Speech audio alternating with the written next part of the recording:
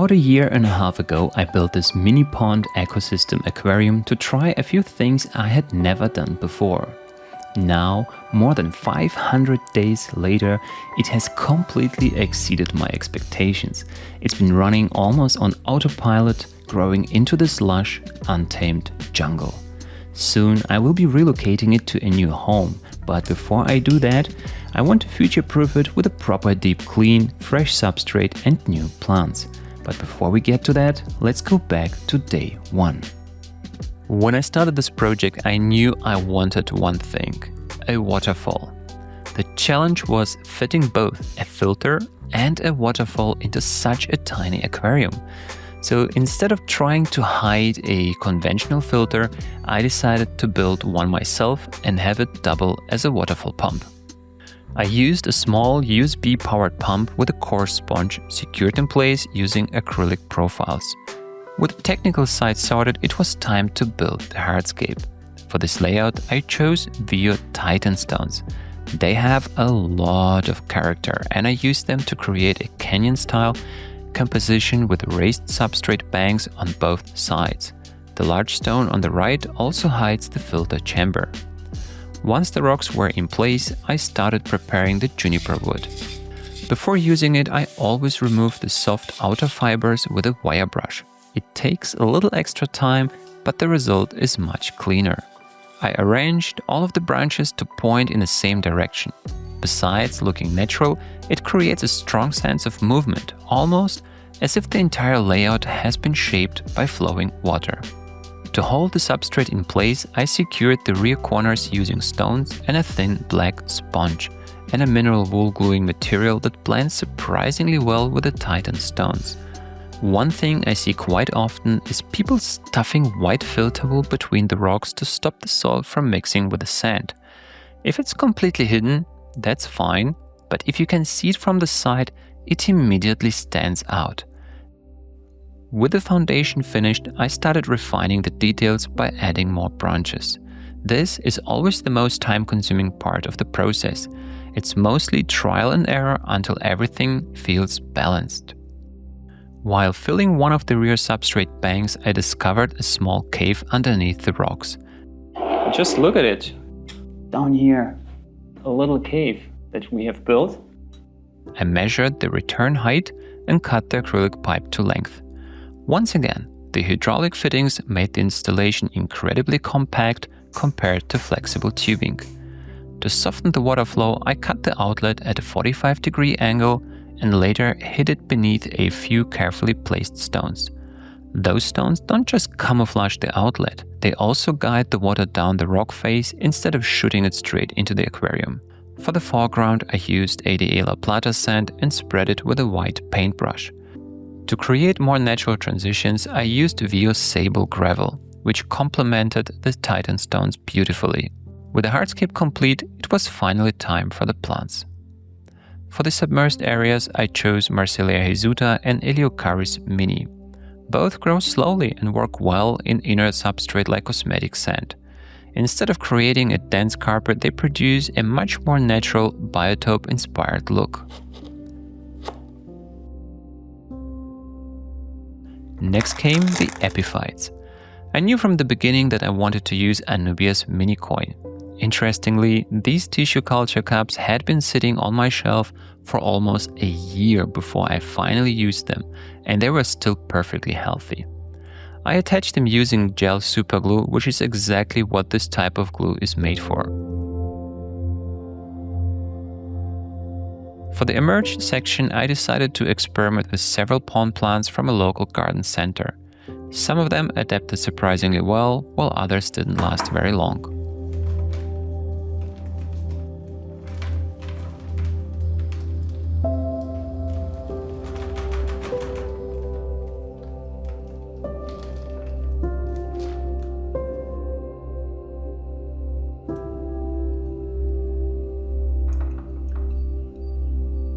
One plant, however, absolutely loved the conditions, the dwarf peace lily. As you will see later, it completely took over the entire layout. Smells fresh. To soften the rear substrate banks, I added hydrocotyl tripartita before moving on to one of my favorite mosses, Ricardia camedrifolia, also known as coral moss. Using larger portions from all the tissue culture cups, I glued the moss directly onto the hardscape, creating thick, natural cushions that would eventually tie the entire layout together. And with that, the mini pond was finished. Even on day one, it already looked like a lush little jungle. But despite how complete it seemed, this was really just the beginning. Some of the plants never truly adapted and gradually disappeared.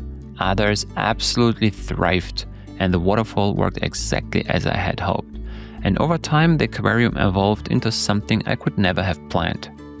Fast forward more than 500 days, and this is what it looks like today.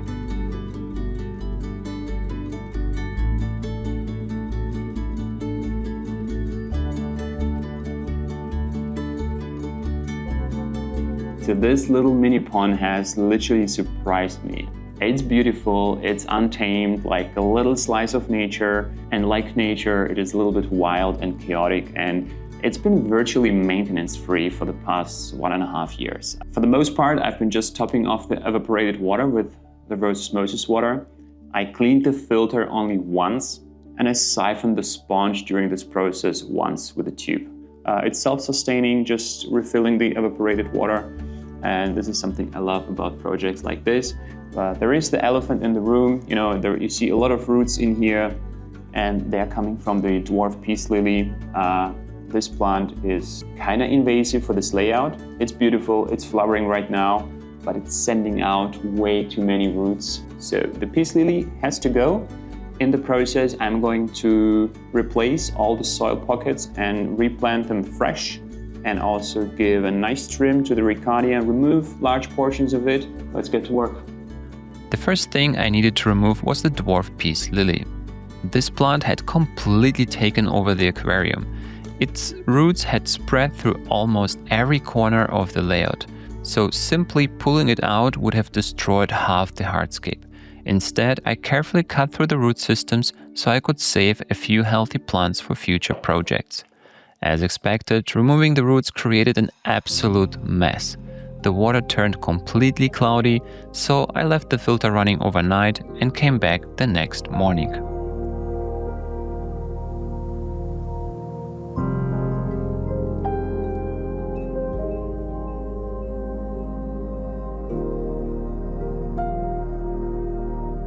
While taking everything apart, I noticed that parts of the hardscape had become loose over time. Rather than fighting against it, I decided to remove the wood together with all the attached epiphytes and clean everything individually. At that point, it became obvious that this wasn't going to be a simple maintenance session anymore. The little cave I was so happy to discover during the original build had become the shrimp's favorite hiding place. Catching them without dismantling the hardscape would have been almost impossible. So I ended up taking out much larger sections than I originally planned. Once most of the shrimps had been moved into a temporary container, using water from the aquarium, I could finally start cleaning. I removed the remaining roots, separated the wood from the rocks where necessary, and cleaned every single piece individually. One tool that made a huge difference here was my wet vacuum cleaner. Being able to rinse the hardscape with fresh water and immediately vacuum away all the dirt makes this kind of maintenance so much faster. The amount of roots hidden underneath the hardscape was honestly impressive. While cleaning the wood, I also gave the Ricardia a proper trim. If you let it grow unchecked, it eventually becomes too thick, starts trapping debris, and can even die off underneath. Keeping it trimmed nice and short produces much healthier, denser growth over time. An old toothbrush is perfect for this. It removes loose moss while leaving enough behind for it to regrow naturally.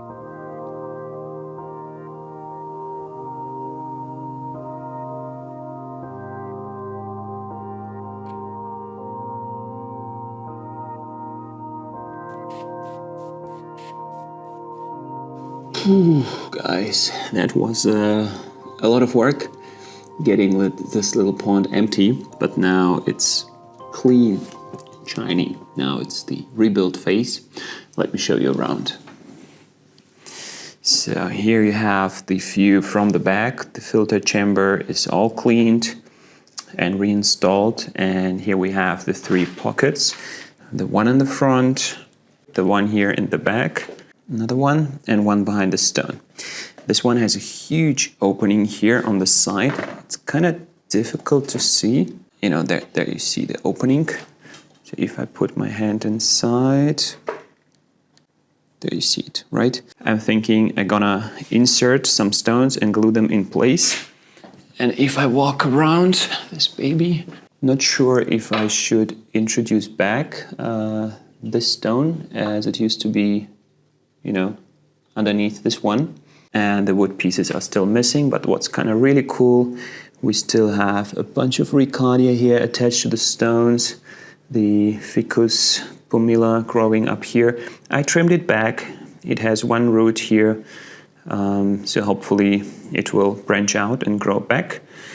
This piece of wood still attached nicely, everything else fell off, and we have Hydrocotyl tripartita making its way from the back to the foreground. So yeah, what should I say? Let's get to work and put things back together. With everything cleaned, it was finally time to rebuild the layout. This time, instead of using a sponge to retain the substrate in the rear corners, I decided to build small retaining walls entirely from Titan stones. Not only does it look much cleaner, but it also avoids the sponge becoming visible when planting. To secure everything, I used ultra-liquid superglue together with small pieces of paper towel. The glue instantly soaks into the fibers, creating an incredibly strong bond within seconds.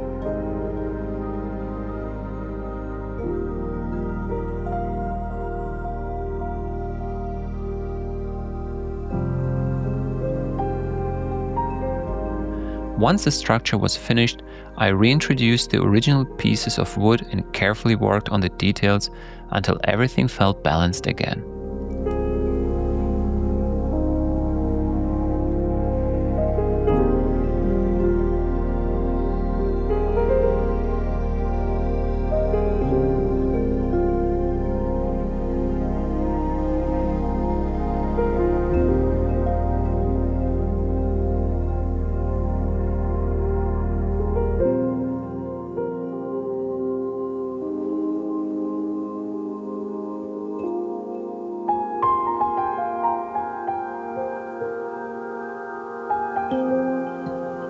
One little trick I absolutely love is using dry aqua soil that's been ground into a very fine powder.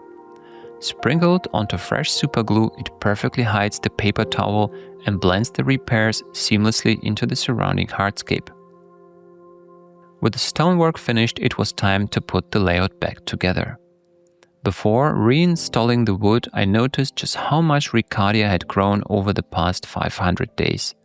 Hidden behind the branches, it had formed such a thick cushion that the lower layers were no longer getting enough light. They had already started turning brown and rot away.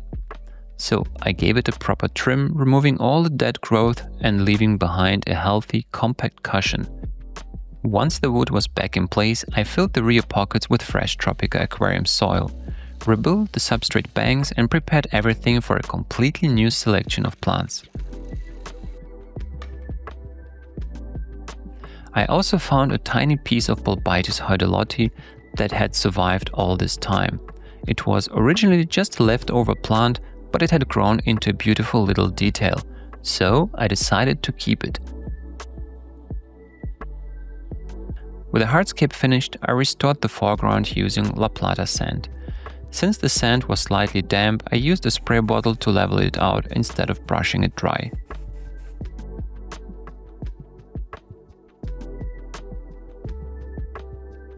This time I also switched to Vio Elderly Gravel. Compared to Sable Gravel I used originally, it has a much more natural mix of colors that reminds me of weathered river pebbles.